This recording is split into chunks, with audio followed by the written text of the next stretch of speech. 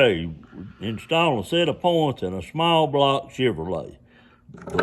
This screw on the back right here adjusts your points. You twist it in or out to adjust the depth on them.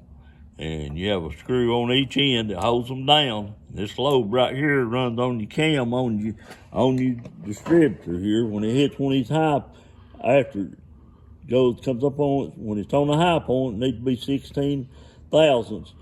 Then when it goes, every time it breaks off the flat point on the high point, it jumps fire to that cylinder. So we're putting these in here, mounting them down here.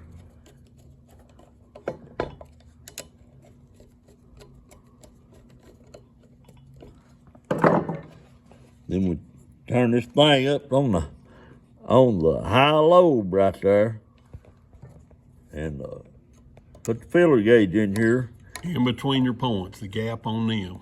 And you tighten the screw up on it to get the 16 thousandths gap. Breaking the points. Okay. And now when you turn the distributor there on the top, it shows every time you turn it, it breaks them points there. Well, this is Big Papa Customs. Hope this has been some informing information there.